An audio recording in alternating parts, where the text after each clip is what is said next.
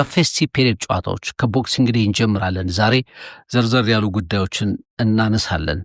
ማንቸስተር ዩናይትድ በመጨረሻ የካቶሊኩ ፖፕ ወይም ደግሞ ጳጳሱም ጭምር አያስጥሉኝም፣ ሐሳቤን አያስቀይሩኝም ያሉት ሩበን አሞሪም በባክፎር ተጫውተዋል። አሰላለፋቸውን፣ ታክቲካቸውን ቀይረዋል። ማንቸስተር በምቾት የሚጫወት ቡድን መስሎ ነበር። በፌስቲቭ ፔሪድ በተለይ በቦክሲንግ ዴይ የብዙ ጨዋታዎችን በማሸነፍ ባለ ሪከርዱ ክለብ ኒውካስልንም በተገናኘባቸው ጨዋታዎች ሁሉ ያሸነፈው ማንቸስተር ዩናይትድ 1-0 በሆነ ውጤት አሸንፏል። በጣም በተለይ በመጀመሪያው አጋማሽ ላይ ድንቅ ነበሩ። ሁለተኛው አጋማሽ ላይ ዶሚኔት ተደርጓል ዩናይትድ በሜዳው፣ ግን ውጤቱን አስጠብቆ ወጥቷል። ማንቸስተርን እንመለከታለን። የቦክሲንግ ዴይ ጨዋታዎቹ የቦክሲንግ ዴይ ፍልሚያው ምን ይመስል ነበር? ምንም ነገር አልለውጥም ያሉት የሩበን አሞሪም የመጨረሻ አስገዳጅ ለውጥ ለማንቸስተር ጥሩ ነገሮችን ይዞ መጥቷል። ፓትሪክ ዶርጉ እስካሁን የት ነበርክ ብለዋል የማንቸስተር ዩናይትድ ደጋፊዎች።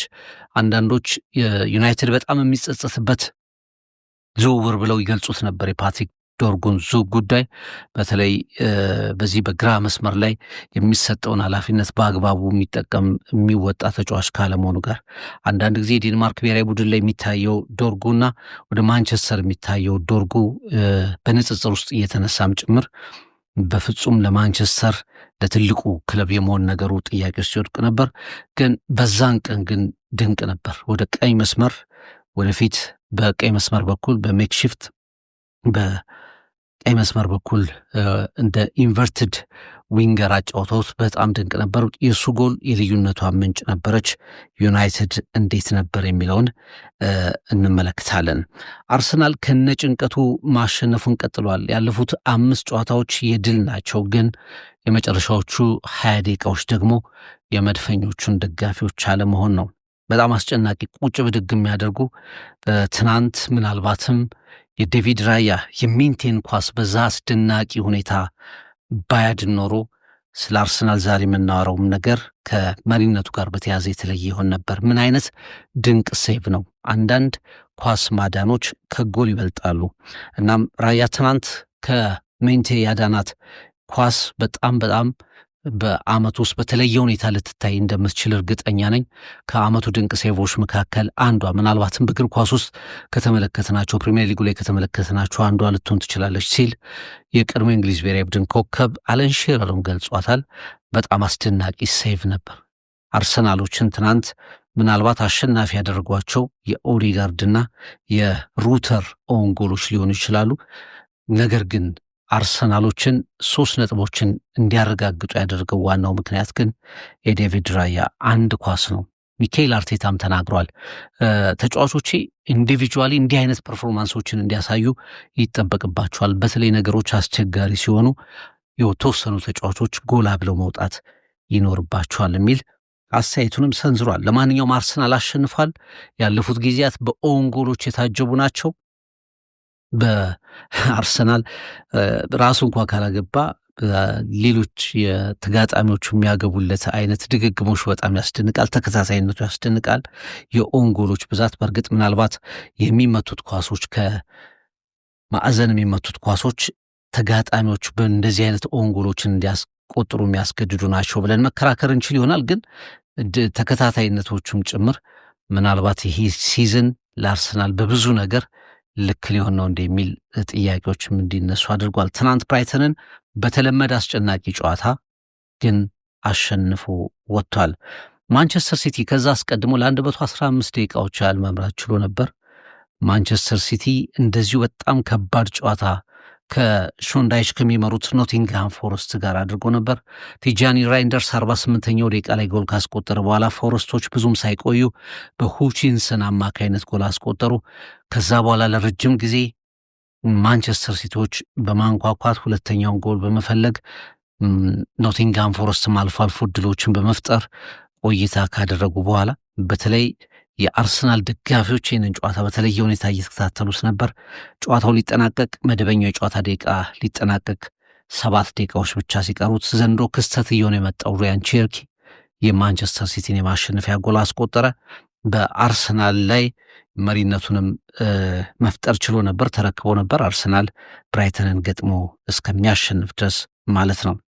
እንደዚሁ ሊቨርፑል ወልቭስን አሸንፏል። በጣም ትልቁ ትዕይንት የነበረው የዲጎ ዦታ ባለቤትና ልጆቹ በወልቭስ የሁለቱንም ቡድኖች መለያ ለብሶ መጫወቱ ይታወቃል። ዦታ ለወልቭስም ለሊቨርፑልም ተጫውቷል። በዚህ ታሪካዊ ጨዋታ ላይ የዲጎ ዦታ ልጆች ከነ ባለቤቱ ጭምር ተገኝተው በአንፊልድ ሮድ የነበረው ድባብ ትልቁ ጉዳይ ነው። ከዛ ውጭ ግን ለረጅም ጊዜያት ያህል እንደ ፍሎፕ ሲቆጠር የነበረው መቼ ነው ጎል የሚያስቆጥረው፣ መቼ ነው በቂ አሲስት የሚያደርገው ሲባል የነበረው ፍሎሪያን ቬትስ በመጨረሻ ጎል አስቆጥሯል ለሊቨርፑል። ግራቨንበርችና ቬትስ ባስቆጠሯቸው ጎሎች ሊቨርፑል አሳማኝ ባይሆንም 2-1 በሆነ ውጤት አሸንፎ ወጥቷል። ኡናይ ኤምሬና አስቶን ቪላ ከእንግዲህ ለማን ይተኛሉ? አስቶን ቪላ ፊት ማን ይቆማል? ማንቸስተር ዩናይትድ፣ አርሰናል እንዲሁም ደግሞ ቼልሲ፣ ማንቸስተር ሲቲ ራሱ። ሊቨርፑል ብቻ ነው ወደ ቪላን ያሸንፈው። ከዛ ውጭ ግን ማንቸስተር ሲቲ፣ አርሰናል፣ ቼልሲ፣ ዩናይትድ በጣም በተለምዶ ትልልቅ ቡድኖች የሚባሉ ስፐርስን ጭምር ትልልቅ ቡድኖች የሚባሉ ተጋጣሚዎቹን ሁሉ እየረመረመ 111 ዓመት የቆየውን የክለብ ሪከርድ እንደገና መጋራት ችሏል። 11 ጊዜ በተከታታይ ጨዋታዎችን በማሸነፍ ከ111 በፊት ነበር ቪላ ሴት ያደረገው። በእርግጥ ለሁለተኛ ጊዜ በ2013-14 ያንን መድገም ችሎ ነበር። አሁን ደግሞ እንደገና ያንን ከ111 ዓመት በፊት የነበረውን ሪከርድ ማያዝ ችሏል። ማክሰኞ ምሽት በኤምሬትስ አርሰናል ከአስቶን ቪላ እውነተኛው ትንቅንቅ፣ የመድፈኞቹ መልስ የሚጠበቅበት ጨዋታ የቅርብ ጊዜ ትውስታ ነው። ቪላና ኤምሬ አርሰናልን ሁልጊዜም የሚሞግቱ ሁልጊዜም ደግሞ ያልተቋጨ የበቀል ጥያቄ ያለባቸው ይመስላሉ። በተለይ ኡናይ ኤምሬ አርሰናልን አሁንም ደግሞ እንደገና በማክሰኞ ጨዋታ ላይ ይጠብቁታል። ኤምሬትስ ላይ ይሄ ጨዋታ በነጥብ እኩል የመሆን ነው። አስቶን ቪላ ካሸነፈ፣ አርሰናል ካሸነፈ ደግሞ በጣም መጣው የሚለውን አንደኛውን ተቀናቃኙን ወደኋላ በ3 ነጥቦች የመግፋት ጉዳይ ነው። ያም ብቻ አይደለም። ምናልባትም አርሰናል ይህን ጨዋታ ይህንን መርሃ ግብር ደጋግሞ የአርሰናል ተከታታይ ድክመቶች የመጡት ማለት ይቻላል ከአስቶን ቪላው ሽንፈት የመጨረሻ ደቂቃ ሽንፈቱ በኋላ ነው። በአስቶን ቪላ ከተሸነፈ በኋላ በተከታታይ የመጡ ጨዋታዎች ወልቭስ፣ እንደገና የፓላሱም ጨዋታ፣ እንደገና የብራይተኑም ጨዋታ፣ ተከታታይ ጨዋታዎቹ በአጠቃላይ አስጨናቂ ሆነዋል። ስለዚህ ይህንን ስሜትም ሙድም የመቀየር ጉዳይ ነው። አስቶን ቪላን በትክክል መድፈኞቹ አሸንፈው ወደ ሪትማቸው የመመለስ ወደ በራስ መተማመናቸው የመመለስ ጉዳይ ሊሆን ይችላል። በአንጻሩ ደግሞ ለአስቶን ቪላ ለምን አይሆንም ብለው እያሰቡ ላሉት ኡናይ ኤምሬ የሻምፒዮንነት ጉዞ ላይ በትክክልም አለን እንቀመጣለን ብለው እንደገና የሚያረጋግጡበት ጨዋታ ይሆናል። ማክሰኞ የሚከናወን ጨዋታ ነው። ይህንንም እንመለከተዋለን። ብሬንትፎርድ ቦርንማውዝን ያሸነፈበት 4-1 ውጤት ያልተጠበቀ ነበር።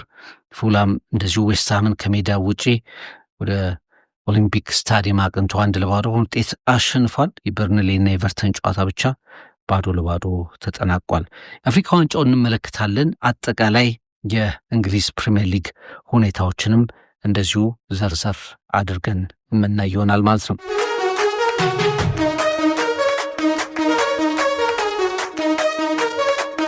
እንዴት አያችኋቸው የፌስቲቭ ፔሪየድ ሰሞን ጨዋታዎችን? መሪው አርሰናልን እንዴት እየተመለከታችሁት ነው? አርሰናል ላለመሞት እድሉን ማለት የመሪነት እድሉን ላለመስጠት የመጨረሻውን ተጋድሎ እያደረገ የሚገኝ ቡድን መስሏል። ባለፉት ጨዋታዎች ላይ ኦን ጎሎች፣ የተጋጣሚ ቡድን በራሱ ላይ የሚያስቆጥራቸው ጎሎች፣ እንደገና ደግሞ በመጨረሻዎቹ ደቂቃዎች ላይ ደግሞ እጅ ላለማስጠት ላለመሸነፍ የሚደረጉ ተጋድሎች የምናውቃቸው ክስተቶች እየሆኑ መጥተዋል። በእርግጥ መልካሙ ነገር ሁሉ በዚህ መሃል አርሰናል ዘንድሮ በየትኛውም ጨዋታ ላይ የሚፈልገው ከጨዋታው ውበት ከዶሚናንሱ በላይ የሚፈልገው ማሸነፍ ነው የሚለው እሱን ካሰብን አርሰናል በፌስቲቭ ፔሪዶች ላይ የማሸነፍ ጉዞን አጠናክሮ ቀጥሏል። ግን ይሄ በተጋጣሚዎቹም ቸርነትም ጭምር ነው ጨዋታዎችን እያሸነፈ ያለው ብለን መናገር እንችላለን። ትናንት በብራይተኑ ጨዋታ ላይ በተለይ በመጀመሪያው አጋማሽ አርሰናል 19-0 የሚሆን የሾት አድቫንቴጅ ነበረው። እንዴት ጎሎችን ጨዋታውን የሚያጠናቅቁ ጎሎችን ተመልካቾችን ደጋፊዎችን ከጭንቀት የሚገላግሉ ጎሎችን ማስቆጠር አልቻለም የሚለው ለብዙዎቹ ግርምት የነበረ ጨዋታ ነው። ብራይተን በመጀመሪያው አጋማሽ ላይ በፍጹም ነበረ ማለት አይቻልም። አርሰናል ሁሉን ነገር አድርጓል። ማርቲን ኦዴጋርድ በጊዜ ጎል አስቆጠረ። የሚገባው ነው። አርሰናል ዶሚኔት አድርጓል። ቅድም ባስቀመጥኩት መልኩ በግራ መስመር ትሮሳር፣ በቀኝ መስመር ሳካ እንደ ልባቸው ተጋጣሚዎችን ማለፍ የሚችሉ ሴንተር የሚያደርጉ ራሳቸውን ሙከራ ያልተሳኩ ሙከራዎችን ቢሆኑ ሙከራዎችን ማድረግ የሚችሉ ነበሩ ማለት ይቻላል። ቡካዮ ሳካ፣ ማርቲን ኦዴጋርድ በተለይ አርሰናል ጥሩ በነበረበት የመጀመሪያው ሀፍ ላይ ጥሩ የሚባል ፐርፎርመንስ ነበራቸው ብለን ማንሳት እንችላለን። ጎሏን በዛ መሰረት ተቆጠረች። ከዛ በኋላ ዴክላን ራይስ በጆርጂዮ ሩተር አማካይነት ዴክላን ራይስ የመታትን ኳስ የብራይተኑ ጆርጂኒዮ ሩተር በራሱ ጎል ላይ ከመረብ አሳረፈ። 2-0 አርሰናል በጣም በምቾት ውስጥ ያለ ቡድን ይመስል ነበር። በሞመንተም በጥሩ ሁኔታ ውስጥ ያለ ቡድን ይመስል ነበር። ሁለተኛው አጋማሽ ዲየጎ ጎሜዝ ለወልቭስ ድንገት ከየትም አጋጣሚ የተመታች፣ ከዛ ፖል የመለሳት፣ ከዛ እንደገና በድጋሚ ጎሜዝ አግኝቶ ያስቆጠራት ኳስ ከተቆጠረች በኋላ ግን ያ የአርሰናል በራስ መተማመን በጣም ወደ ተለመደው የጭንቀት ጉዞ እንዲቀየር ሆኖ ተመልክተናል። ለምን? ይህ በሰንደርላንድ ጨዋታ አይተነዋል። በክሪስታል ፓላስ ጨዋታ ተመልክተነዋል። በቪላው ሽንፈት አርሰናል በተሸነፈበት ጨዋታ ተመልክተነዋል። በወልቭስ ጨዋታ ያ በመጨረሻ ደቂቃ ጎል አስተናግዶ መጨረሻ ላይ በሽርፋፊ ሰከንድ በኦንጎል በወልቭስ ባሸነፈበት ጨዋታ ተመልክተነዋል። በሊካፖ ክሪስታል ፓላስን እንደገና ባሸነፈበት ጨዋታ እንደዚሁ ማርክ ጉሂ በመጨረሻ ደቂቃ ጎል አስቆጥሮ በፔናልቲ ባሸነፈበት ጨዋታ ተመልክተነዋል። አርሰናል አንድ ጎል ተጋጣሚው ካስቆጠረበት በኋላ ወይም ደግሞ ራሱ አንድ ጎል ብቻ ካስቆጠረ በኋላ በከፍተኛ ሁኔታ ወደ ኋላ የማንሸራተት ነገሩ በጣም ትልቅ ርዕሰ ጉዳይ መሆን እንዳለበት እየተነገረ ይገኛል። ትናንትም በጨዋታው ላይ የተመለከትነው ይህንን ነው። እነዛ ፓተርኖች ወልቭስ፣ ክሪስታል ፓላስ፣ ቪላ፣ ብራይተን እነዚህ አይነት ነገሮች ለምንድን ነው የሚደጋገሙት የሚለው ለሚኬል አርቴታ ትልቁ አሳሳቢ ጉዳይ ነው። ለምንድን ነው አርሰናል ጨዋታዎችን በምቾት መግደል ያልቻለውም? ለምንድን ነው እነዛ ሁሉ ሙከራዎች ፍሬያማ መሆን ያልቻሉት? የቡካዮ ሳካ ጉዳይ በእርግጥ ስቲል የአርሰናል የመጨረሻው አደገኛውም ተጫዋች ትናንትም አሲስቱን ያደርገው ቡካዮ ሳካ ነው። ለማርቲን ኦዴጋርድ የሰጠው ኳስ እንደገና ተቀይሮ ለገባው ማርቲኔሊ ጨዋታውን መደምደም 3-1 አድርጎ ጭንቀቱን ማራገፍ የሚችልበትን የአርሰናል ቡድን ጭንቀት ሊገለል የሚችልበትን እድል የፈጠረውም ሳካ ነው። ግን ቡካዮ ሳካ ደግሞ በተመሳሳይ ሁኔታ አንደኛ በአባካኝነት፣ ሁለተኛ ደግሞ ከቪክተር ዮኬሬሽ ጋር ባለው የሊንክ አፕ ፕሌይ በጣም ብዙ እየተወቀሰ የመጣም ተጫዋች ነው። ግን ስቲል ለእኔ አደገኛው ተጫዋች አሁንም ቡካዮ ሳካ ነው። በትናንቱ ጨዋታ ዴክላን ራይስ ሌላ የራይት ባክ ሚና ተሰጥቶት ነው። ዩሊያን ቲምበር በመጎዳቱ ምክንያት በትሬኒንግ ላይ በመጎዳቱ ምክንያት የራይት ባክ ሚና ተሰጥቶት ነው። ሜሪኖ ወደ አማካይ ቦታ ተመልሶ ሱቢሜንዲ፣ ኦዴጋርድ፣ ዴክላን ራይስ ግን እንደገና የራይት ባክ ሚና ተሰጥቶት ነው። እውነት ለመናገር በጣም ጥሩ እንቅስቃሴ ነው ያደረገው። በቦታው ላይ ፊት ነበር ማለት ይቻላል። የሚችለውን ነገር በሙሉ አድርጓል። አሁን ትልቁ የአርሰናል ላይ የምናነሳው አዲስ ነገር ይኖራል ብዬ አልገምትም። ግን ከአርሰናል ጋር በተያያዘ የሚነሳው ትልቁ ጉዳይ ይሄ ሰርቫይቫል ሞድ፣ ይሄ በጣም ላለመሸነፍ ለመትረፍ እስከ መጨረሻው ደቂቃ የመዋደቅ 10-15 ደቂቃ ቁጭ ብድግ የማለት ነገር መቼ ነው በአርሰናል በኩል የሚደመደመው ነው ትልቁ ጥያቄ። ተሸነፈ አቻ ወጣ ሲባል ያሸንፋል። በክሪስታል ፓላሱ ጨዋታ አሸነፈ ሲባል አቻ ሆነ። 96ኛ ደቂቃ ላይ ማርክ ጉሂ ቀጥታ ወደ በፔናልቲ 8 ፔናልቲዎችን ድንቅ ፔናልቲዎችን አስቆጥረው አሸነፉ። የወልቭሱ ጨዋታ አርሰናል አቻ ወጣ ሲባል በቃ አለቀለት ሲባል እንደገና ተረፈ፣ ሰርቫይቭ አደረገ። ያቺ ኦን ጎል ብትሆንም በተለይ ከሳካ ነው ያ ኳስ አሁንም የተሻገረው። ጋብርኤል ሱስ ከማስኩዌራ ጋር ከዛኛው ተቃራኒ ቡድን ከወልቭሱ ተከላካይ ጋር ክሪስቲያን ማስኩዌራ ጋር ማነው ከወልቭሱ ተከላካይ ጋር በመዝለል ጄሱስ ሁለተኛዋ ጎል ተቆጠረች። አርሰናል እንደገና ተረፈ። የትናንቱም ጨዋታ በእርግጥ ጎሎቹን አስቀድሞ ነው ያስቆጠረው። ነገር ግን አንዷ ጎል በጎሜዝ ከተቆጠረች በኋላ በዲጎ ጎሜዝ ከተቆጠረች በኋላ የሜንቴ ኳስ እና ሌሎችም ሙከራዎች አርሰናል የመጨረሻ ተጋድሎ የሚያደርግ ቡድን እንዲሆን ሆኗል። በእርግጥ የመከላከል ክራይሲስ ውስጥ የተጫዋቾች ጉዳት ውስጥ መቼ ነው የሚቆሙ? ትናንት ዩሊየን ቲምበር፣ ሪካርዶ ካላፊዮሪ አይነት ተጫዋቾች ጉዳት እንደገና አጋጥሟቸዋል። ከዚህ ቀደም ክሪስቲያን ማስኩዌራ፣ እንደገና ቤን ዋይት እንዲሁም ለረጅም ጊዜ ጉዳት ላይ ቆይቶ ትናንት የተመለሰው ጋብርኤል ማጋሊሽ አይነት ተጫዋቾች ጉዳት የአርሰናል የተጫዋቾች ጉዳትስ አሳሳቢነቱ እንደገና በደንብ ርዕሰ ጉዳይ የሚሆንበት ሰዓት ላይ የተደረሰ ይመስላል። ምክንያቱም በጣም የስኳዱ ዴብዝ ትልቅነት እንዳለ ሆኖ ነው እንጂ እነዚህ አይነት ጉዳቶች ልክ እንደባለፉት እንደ ካቻምናው ሁሉ በቀጥታ የዋንጫ ፉክክሩን ሊያሳጡት የሚችሉት አይነት ኪ የሚባሉ የተጫዋቾች ጉዳቶች ናቸው። አሁን ሪካርዶ ካላፊዮሪ በአርሰናል የመከላከል እንቅስቃሴ ውስጥ ብቻ ሳይሆን በአርሰናል የማጥቃት እንቅስቃሴ ውስጡም ትልቅ ሚና ያለው ዩሊየን ቲምበር እንደዚሁ በጣም በአርሰናል ስታንዳውት ፕሌየርስ መካከል አንዱ እንደሆነ ይታወቃል። እንዲህ አይነት የተጫዋቾች ጉዳት ከተደራረበ የዋንጫ ፉክክሩ ላይ የሚኖረው ኢምፓክት አርሰናል ከዚህ በፊት የተመለከተው አይነት ነገር እንዲመጣ የሚያደርግ ነው። ማንቸስተር ሲቲ ያለማቋረጥ ጫናውን እያሳደረ መጥቷል። ተመሳሳይ አይነት መተንፈስ ከአርሰናል ጀርባ የመተንፈስ ሂደቶችን እየተመለከትን ነው። ተጋጣሚዎች ሁሉም በሚባል ደረጃ የአርሰናል ጨዋታ ላይ የሞት የሽረት ትግል የሚያደርጉ አይነት ተጋጣሚዎች እየሆኑም እየተመለከትን እንገኛለን። የለንደን ተጋጣሚዎቹ ከለንደን ወጣ ብሎ የሚያደርጋቸው ትልልቅ ግጥሚያዎች አሁን እንደገና አስቶን ቪላ ይመጣል ማክሰኞ ምሽት። በዚህ ጨዋታ ላይ እንደገና አርሰናል ከዚህ ከአለመሸነፍ ከጭንቀት ጨዋታን በጭንቀት ከማሸነፍ ወጥቶ እውነተኛ ስቴትመንት ድል እንደሚሉት እውነተኛ አስረጋጭ የሆነ ቡድኑ ለሻምፒዮንነት እውነት ኳሊቲ ያለው የሚያስብሉ አቋሞችን የሚመልስበት ድል እንዲያስመዘግብ ይጠበቃል። እስካሁን ግን ባለፉት ጨዋታዎች ስለ አርሰናል መልካሙ እና ትልቁ ነገር ነጥቦችን ድሮፕ አለማድረጉ ነው። 2 ጊዜ ማንቸስተር ሲቲ 2 ጊዜ የአርሰናልን መሪነት ነጥቋል። ሁለቱንም ጊዜ አንዴ ወልቭስን አንዴ ደግሞ ብራይተንን በማሸነፍ አርሰናል መሪነቱን አስመልሷል።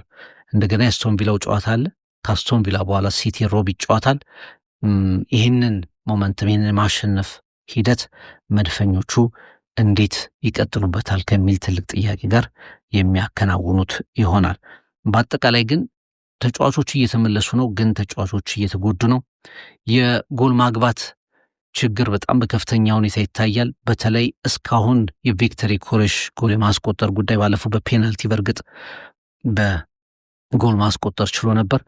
ነገር ግን ይሄ በወጥነት በታሰበው ልክ አርሰናል እሱን አስቦ ባመጣበት ልክ ጎሎች ማስቆጠር አልቻለም። እንደውም እንደ አንዳንድ እሳቤዎች ምናልባት ካይ ሃቨርትዝ ከመጣ ወደ ጫናውን ለመቀነስ ወደ ተጠባባቂነትም ጭምር ወርዶ መታየት አለበት የሚሉ ሀሳቦች እስኪሰነዘሩበት ድረስ ሌሎችም ጎል አግቢዎች የአርሰናል ለምሳሌ እንደ ትሮሳርድ አይነት፣ ቡካዮ ሳካ፣ ማርቲን ኦዴጋርድ ከዚህ ቀደም ጎል የሚያስቆጥሩ እንደ ዴክላን ራይስ አይነት ተጫዋቾችም የጎል መጠናቸው እያነሰ ነው። ጋብርኤል ማጋሊሽ በጉዳት ምክንያት ከወጣ በኋላ የአርሰናል የማጥቃት እንቅስቃሴውም ጭምር በሴት ፒሶችም ጭምር ድክመት እያሳየ ይገኛልና ያለፉት 5 ጨዋታዎች ላይ አርሰናል ያገኛቸው ኦን ጎሎች በጣም አስደናቂ ናቸው። በእነሱም ጭምር በመታገዝ ጭምር ነው አርሰናል መሪነቱን አጠናክሮ ሄደው።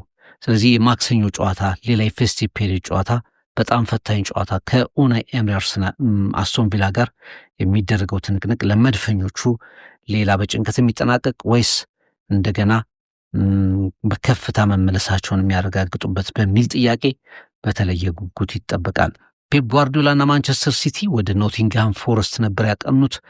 እንግዲህ ማንቸስተር ሲቲ ዘንድሮ ካስፈረማቸው ተጫዋቾች ሪያን ቼርኪ ቀስ እያለ በማንቸስተር ሲቲ ውስጥ እጅግ ወሳኝ ተጫዋች እየሆነ መጥቷል። ጎል አስቆጥሯል፣ እንደገና አሲስት አድርጓል።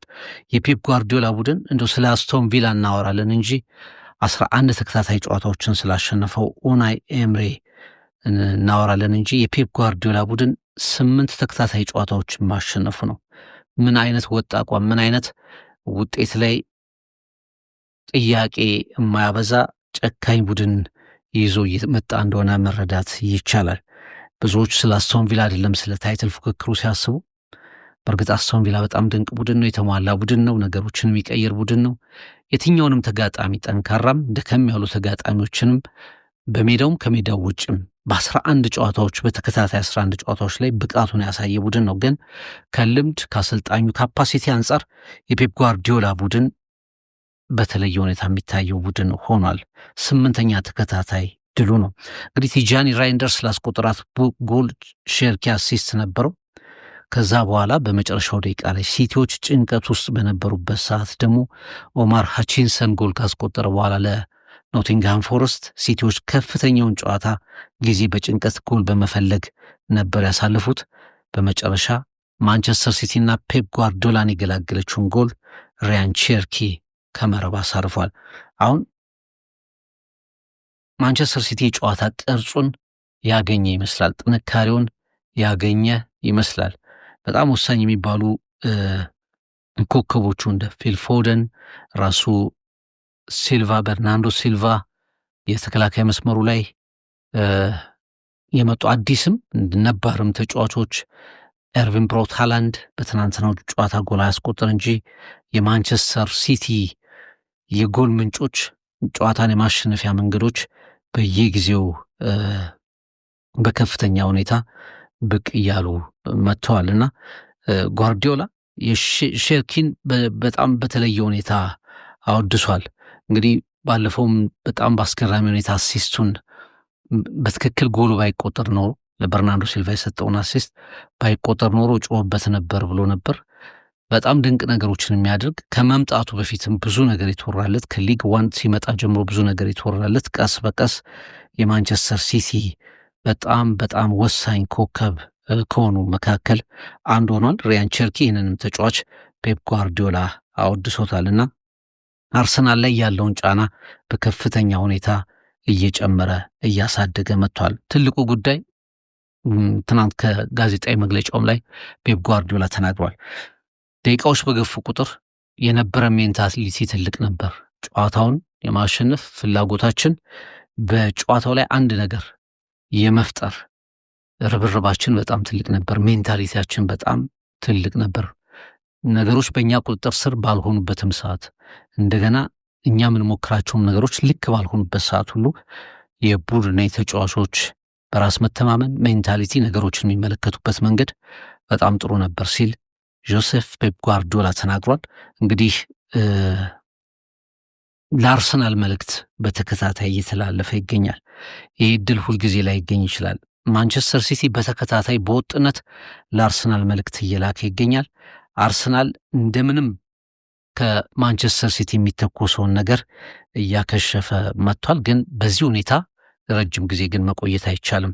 ማንቸስተር ሲቲና አርሰናል በተለይ እርስ በርስም የሚገናኙበት መርሃ ግብር አለ። ከዛ ውጭ ደግሞ ጠንከር ባሉ መርሃ ግብሮች የበለጠ ተፈትነው የመሪነት ጉዳዮች በዚህ ሁኔታ ላይ ይዘልቁ ይችላሉና አርሰናል እስከ መቼ የማንቸስተር ሲቲን ጫና በእንዲህ አይነት የሰርቫይቫል ሞድ እያቆመ ይቀጥላል? ሲቲስ መቼ ላይ ነው ድሉን ሊጠቀም የሚችለው የሚሉ የፕሪሚየር ሊጉ የአናቱ የከፍተኛ የመሪነት ትንቅንቁ ጉዳይ በድራማ መልክ እየተነሳ ይገኛል። በሳምንቱ እንግዲህ ሌላኛው ትልቁ ጨዋታ ቼልሲ ካስቶን ቪላ የነበረ ጨዋታ ነው።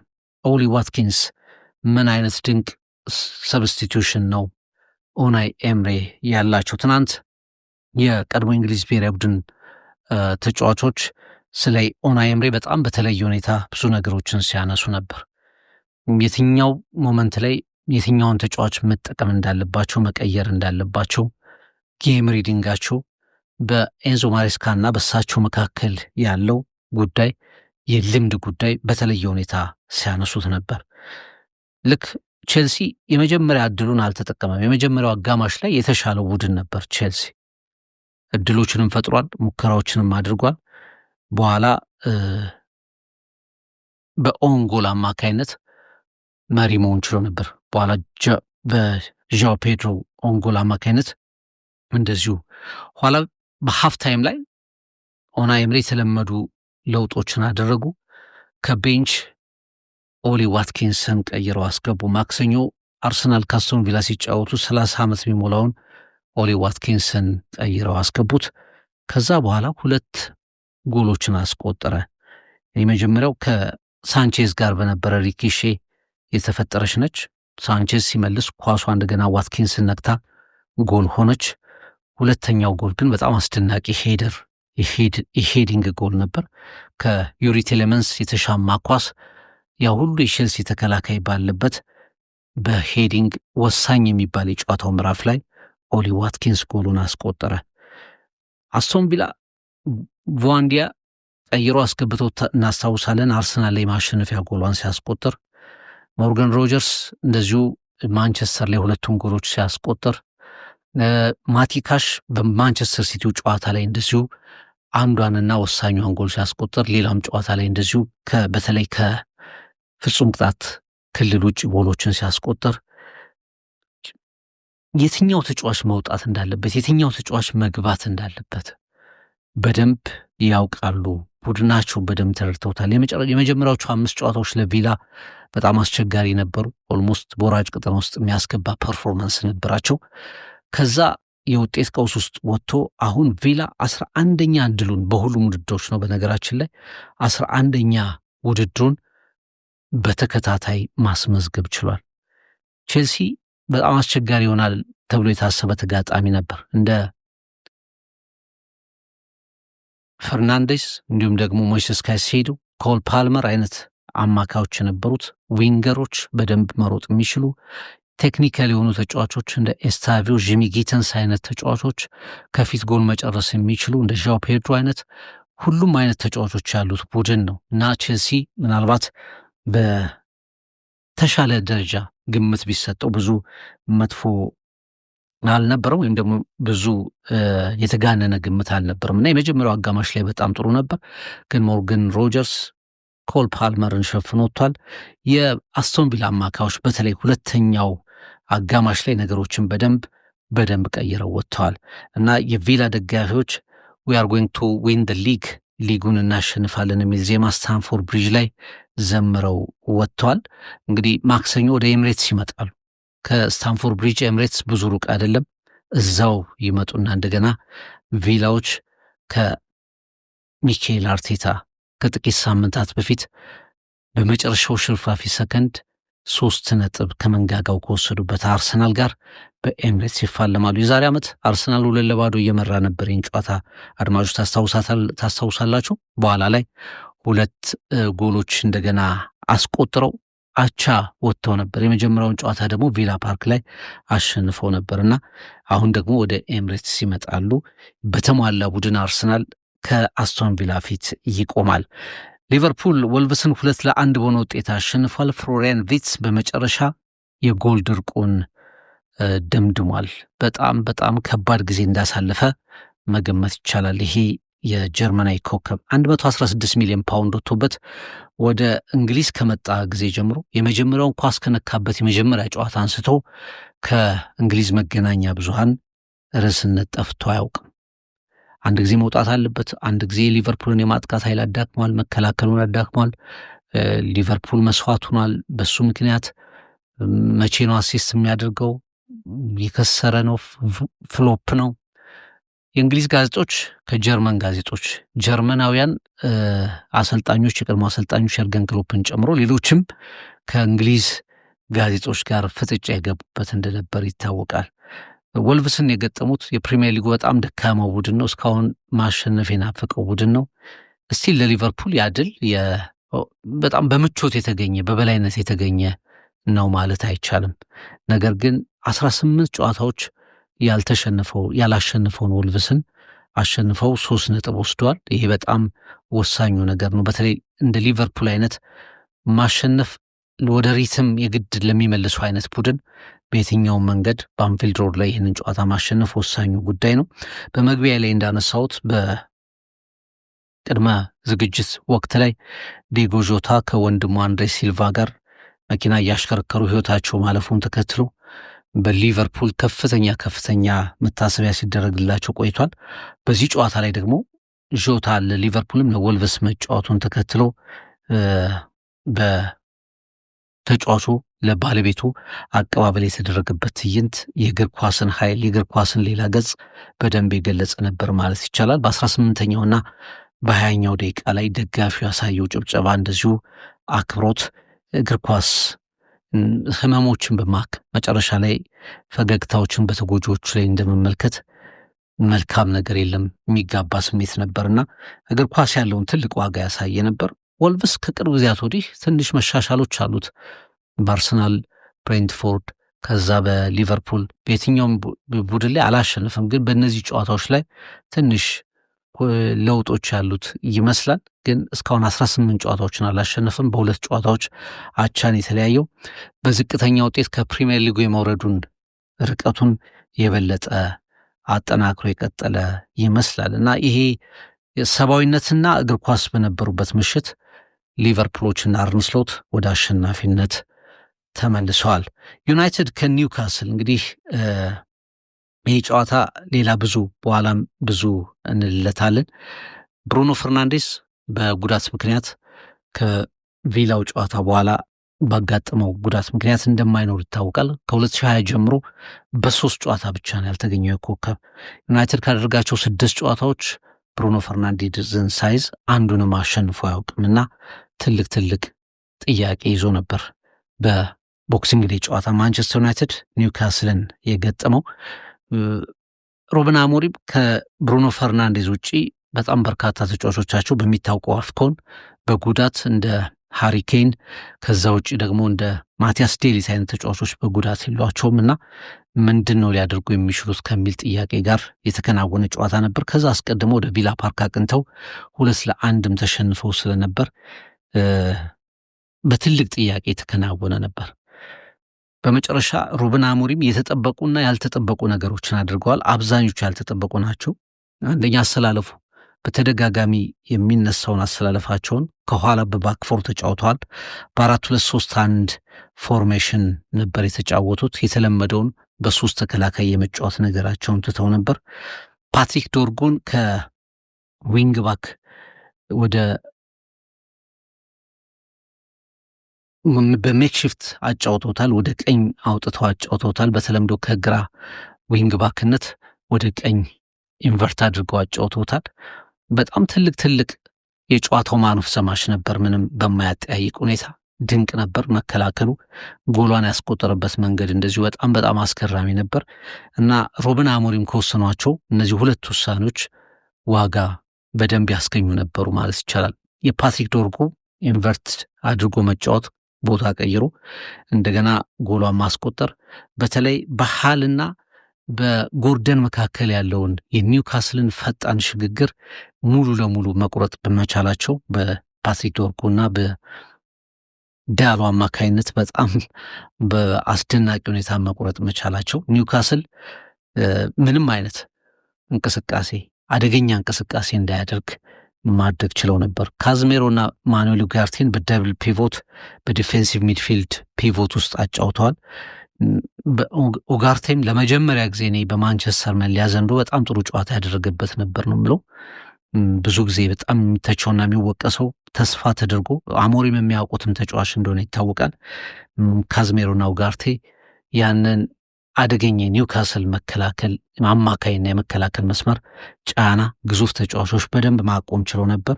ካዝሜሮ በልምዱ ልክ ነበር። ከሁሉ በላይ ዩናይትድ ለ10 ወር ምን እንዳጣ ያሳየው ግን የቡድኑን በአምበልነት የመራው ሊሳንድሮ ማርቲኔዝ ይመስለኛል። ከፌብሩዋሪ ጀምሮ ከአምና ፌብሩዋሪ ጀምሮ በማንቸስተር መለያ ውስጥ አልተመለከትነውም እና በሁሉ ነገሩ በውሳኔዎቹ በመሪነት በጣም ጥሩ ኳሶችን በመስጠት ፊዚካሊ ቻሌንጅ በማድረግ በጣም የተለየ ኮከብ ነበር ማለት ይቻላልና ያለ ብሩኖ ፈርናንዴስ ማንቸስተር ዩናይትድ ከማርች 2022 በኋላ ማሸነፍ ችሏል። ያለፉት 6 ጨዋታዎች ያለሱ ያደረጋቸው ድል አልነበራቸውም። 1 ድሮ 6 ሽንፈቶች ነበሩ ከ7 ጨዋታዎች። በ8ኛው ግን ማሸነፍ ችሏል። ሌላ መጥቀስ የሚገባንም ተጫዋች ማቲያስ ኩኛ ይመስለኛል። በእርግጥ የመጨረሻ ውሳኔዎቹ ኳስ ድሪብል አድርጎ አልፎ መጨረሻ ላይ የሚወስነው ውሳኔ ለማንቸስተር ዩናይትድ አሳሳቢ ነው። መስጠት የሚገባቸው ተጫዋቾች እያሉ ከሱ የተሻለ ቦታ ላይ የሚገኙ ተጫዋቾች እያሉ መሞከር ነው የሚፈልገው። ድሪብል አድርጎ አልፎ መሞከር ነው የሚፈልገው። ግን በጣም አስደናቂ ተጫዋች ነው ዩናይትድ ያገኘው። ኳስ አይነጠቅም። እንደገና በሚሰራበት ጥፋት ሪሊፍ ይፈጥራል። ማንቸስተሮች ነገሮችን የሚያስቡባቸው በተለይ ሁለተኛው አጋማሽ ላይ ኒውካስል ሙሉ ማጥቃቱን በወሰደበት እንቅስቃሴ ላይ የኩኛ ተጋድሎ በጣም ድንቅ ነበር ማለት ይቻላል እና ለማንቸስተር ዩናይትድ የፌስቲቭ ፔሪየድ ጨዋታዎች መልካም ነበሩ። ባለፈውም ሳነሳው ነበር።